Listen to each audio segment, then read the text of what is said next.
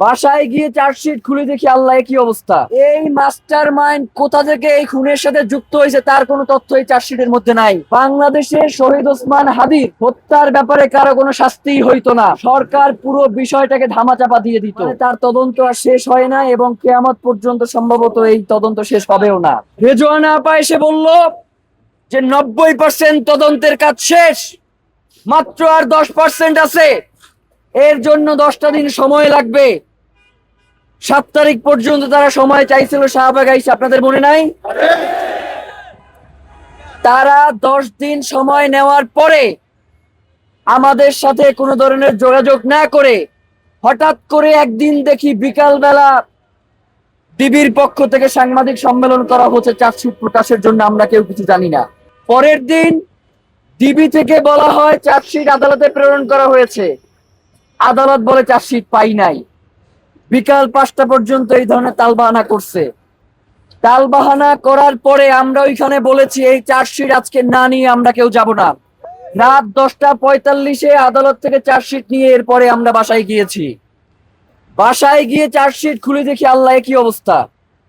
মানে এই চার্জশিটে এই খুনের পিছনে কারা রয়েছে তাদের কোন ধরনের নাম গন্ধ এই চার্জশিটের মধ্যে নাই। এই চার্জশিটের মধ্যে একজন কমিশনারকে, ওয়ার্ড কমিশনারকে মাস্টার মাইন্ড বানানো হয়েছে না? এই মাস্টার মাইন্ড কোথা থেকে এই খুনের সাথে যুক্ত হয়েছে তার কোনো তথ্য এই চার্জশিটের মধ্যে নাই। এই চার্জশিটের মধ্যে খুনি সে যে আওয়ামী লীগের হানিফের সাথে যে তার সিঙ্গাপুরে বৈঠক হয়েছে সেই ব্যাপারে এইখানে কোনো তথ্য নাই। এইখানে এই খুনি চক্রের সাথে যারা আমাদের সেন্টারে এসেছিল, ইনকিলাব সেন্টারে, তাদের অনেকের ব্যাপারে সুস্পষ্ট কোনো তথ্য নাই। এই চার্জশিট যদি গ্রহণ করা হইতো তাহলে বাংলাদেশে শহীদ ওসমান হাদির হত্যার ব্যাপারে কারো কোনো শাস্তি হইতো না, কারণ যেই দুইজনকে চিহ্নিত করা হয়েছে তাদেরকে এখন পর্যন্ত দেশের অভ্যন্তরে খুঁজে পাওয়া যায় নাই। তার মানে সরকার পুরো বিষয়টাকে ধামাচাপা দিয়ে দিত। আমরা আদালতে গিয়ে সেই চার্জশিটের ব্যাপারে নারাজি দিয়েছি। আমরা বলেছি এই চার্জশিট আমরা মানি না, যতক্ষণ পর্যন্ত এই খুনের পিছনে যারা রয়েছে তাদেরকে জনতার সম্মুখে বিচারের মুখোমুখি করা না হবে ততদিন পর্যন্ত এই চার্জশিট আমরা গ্রহণ করব না।